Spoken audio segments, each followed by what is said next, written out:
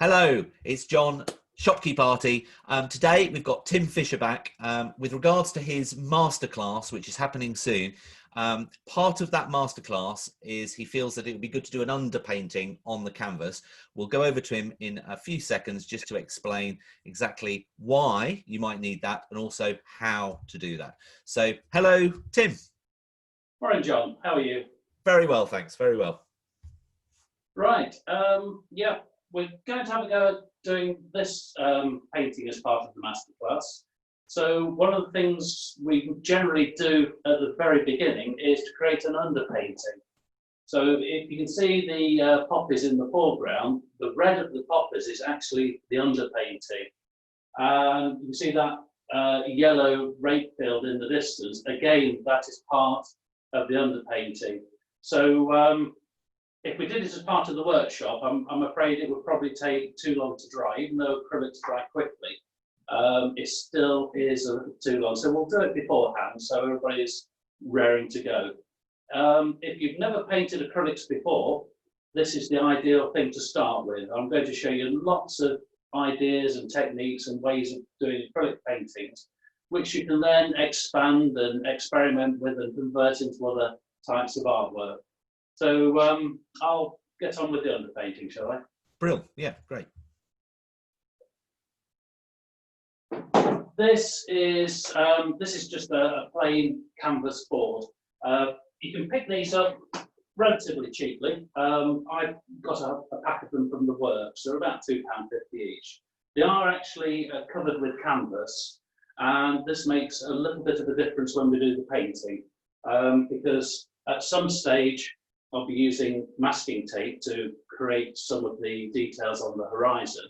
And you'll find if you paint on, say, a card, and it's still damp and you put the masking tape on, it can tear the surface. So that's why I prefer to use a canvas covered board, or even a stretched canvas. The original is actually done on a stretched canvas, so it's whatever you prefer. It's quite a large canvas, but if you work big, it's more fun. You know, you can have more fun with it. So I'm going to start now with the colours. For a palette, you can use just a disposable plate or a piece of card.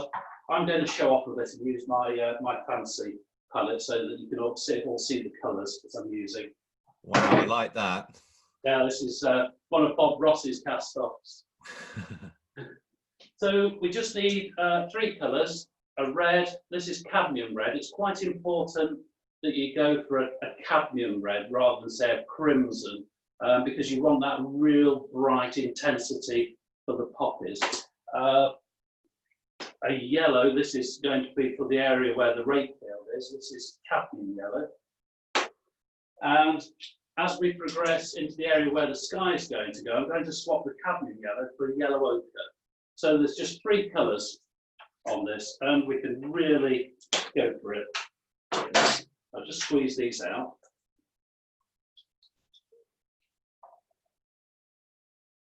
I'm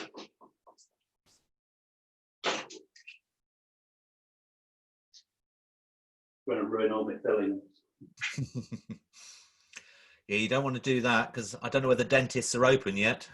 Oh, they are. We've just been. Oh, there you go.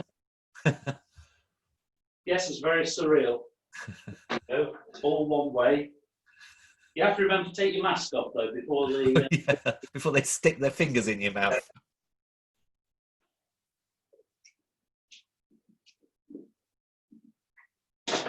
Right. So can you see my colours there? I've got cadmium red, cadmium yellow, and yellow ochre. You'll often find when you look for containers of cadmium red and cadmium yellow, it will probably say cadmium red hue and cadmium yellow hue. That's perfectly all right. It's not real cadmium, but it works just as well as what it says on the tin. Right. I usually use a 3/4 inch flat nylon brush. This is a short flat that's made by Dana Rowney. They're quite cost effective and they work really well. And a tub of water. You don't need lots and lots of water, probably just enough to wet the brush, and then you can really go for it. So I'm going to start with cadmium red. I'm going to place that more or less in the foreground area where the poppers are going to go. And you can really let your abstract artist come out with this one.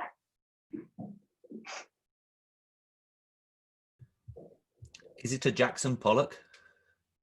No swearing in this room, please.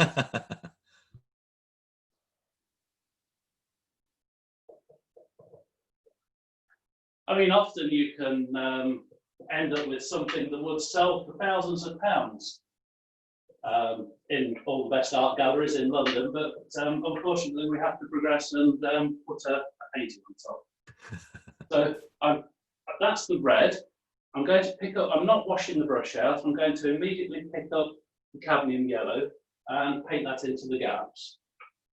Being careful not to paint over the red too much. If you paint over the red too much, it's going to go orange and it's going to lose the intensity of the finished painting.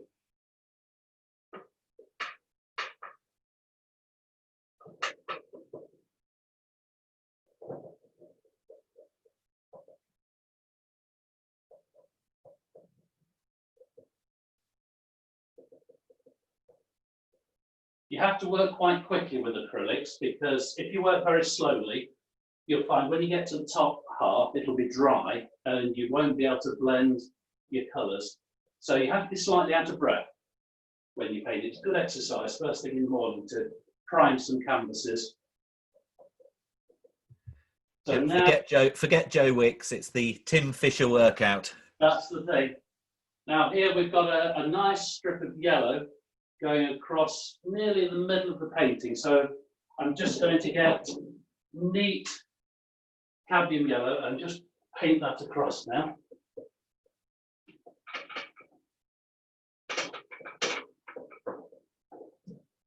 You see that's blending nicely.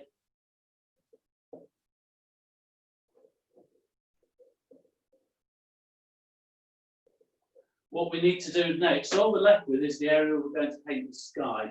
So I'm going to switch from cadmium yellow to yellow ochre because you'll find if you put the really bright cadmium yellow in this area, when you start painting your sky later on, it can look a little bit green.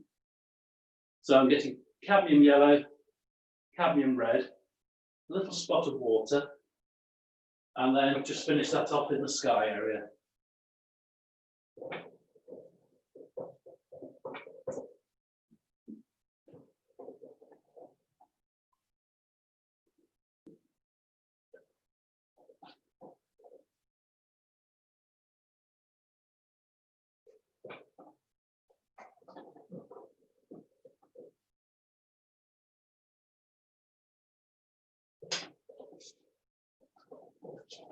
If you find that the paint's not flowing very well, just put a little bit more water in it.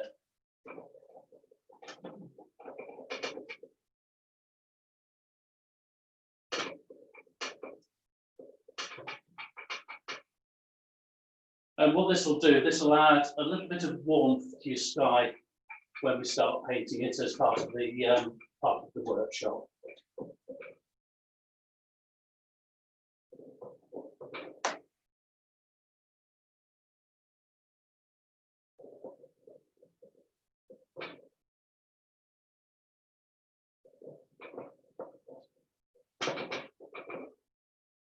So there we have it. That's our underpainting ready to go. And if you turn it the other way up, you'll have a sunset. That's all ready for the painting now. We've got our foreground with the red prepared ready for the poppies.